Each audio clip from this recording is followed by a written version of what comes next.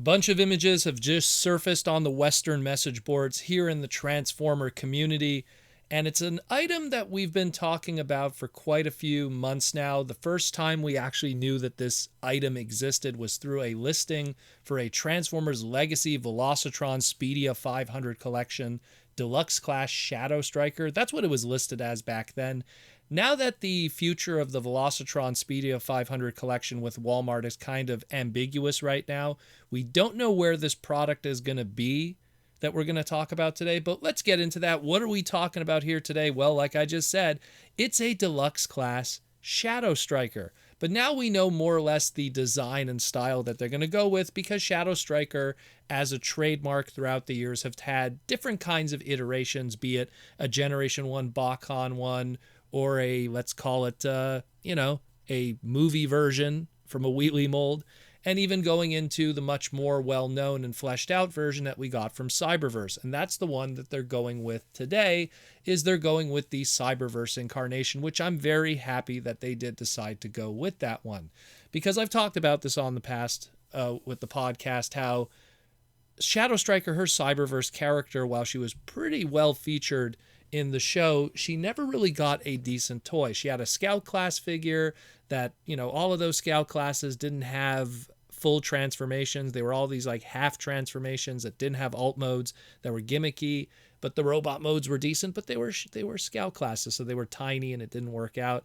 And then she had an Ultra class, which was an oversized, out of scale with everyone else, gimmick-based figure, and because of its 3 to 5 step transformation made for children, had a lot of kibble hanging off of it, just didn't look good. But that was probably like the best transformable Shadow Striker you would have, and she still wouldn't fit in with the rest of your figure. She'd be taller than everybody.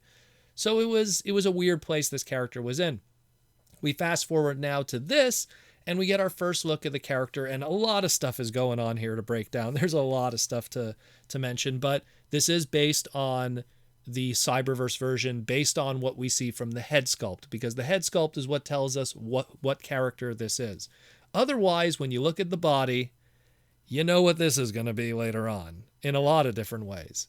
It's very clear that Hasbro at some point wants to do the Car Robots Speedbreaker, aka Robots in Disguise Sideburn character in some shape or form. And it's kind of funny because the trademark of Shadow Striker, like we just said, goes all the way back to that.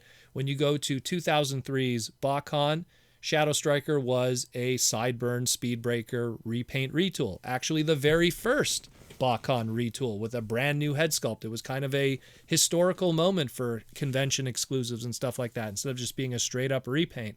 And we got Shadow Striker and Roulette. They were a 2-pack together, these two sisters, and it was that V8 Dodge Viper with the V8 engine and everything, with this unique kind of color schemes. In this case, the colors that we're looking at here today are based off of the Shadow Striker Cyberverse character with that head, but you could easily change the head sculpt, change the color scheme, and you get Speedbreaker, aka Sideburn. You change it again, you change the color scheme, a little bit of a different head sculpt, and you could get Roulette or Generation 1 Bakon Shadow Striker from that also. There's a lot going on here.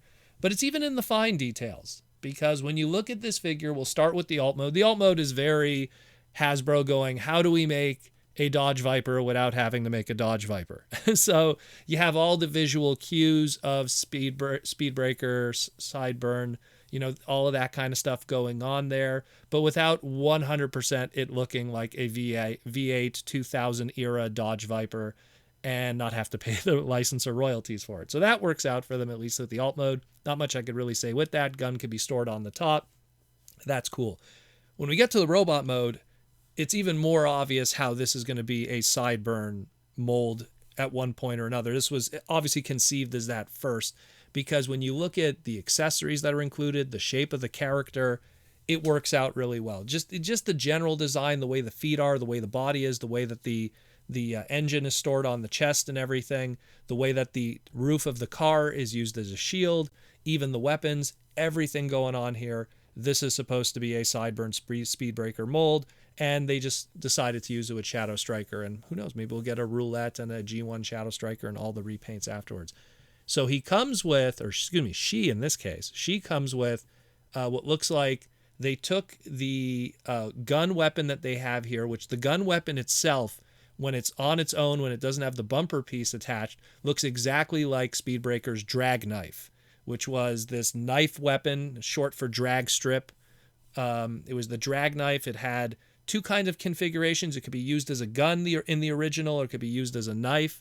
And they kind of have the same kind of thing here too, where it could be used as a gun, or it could be used as a knife from a different handle. So just like the original toy, nice touch there.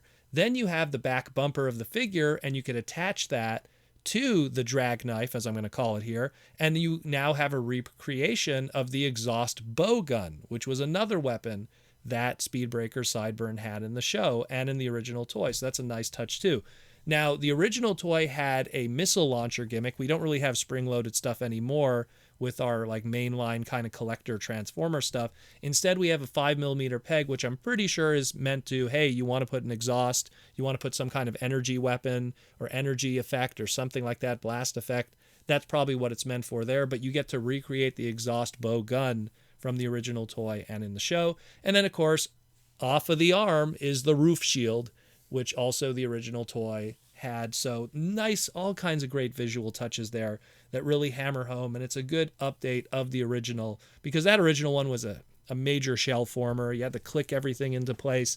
And the newer versions of it that had a lot of paint put on the plastic, especially on clear plastics, they would chip very easily, and kind of a messy figure back in the day. So to get a nice, really good upgrade of it, starting with the Shadow Striker, but I guarantee later on we're going to see other versions of it.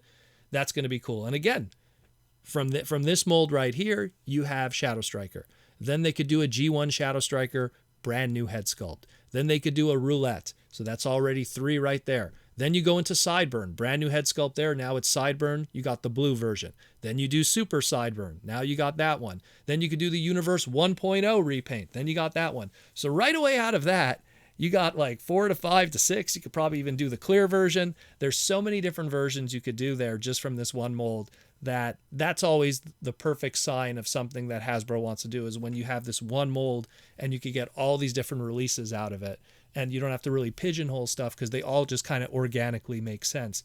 So I really like what I see here. This is very exciting stuff. And it makes me wonder now, just where does this go?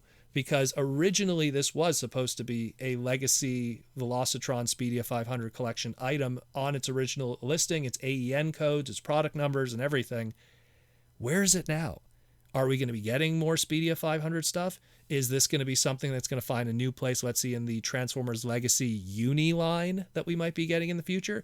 Is this a late kind of a Transformers Legacy Evolution product? Is this a Generation Selects product? Is this an Amazon exclusive that we're not aware of yet? So we don't know where this goes yet, but we do know this exists and it is coming and it looks really good. And it means we're going to be getting a Sideburn at some point and all the other guys from Car Robots. So hopefully that'd be pretty cool too.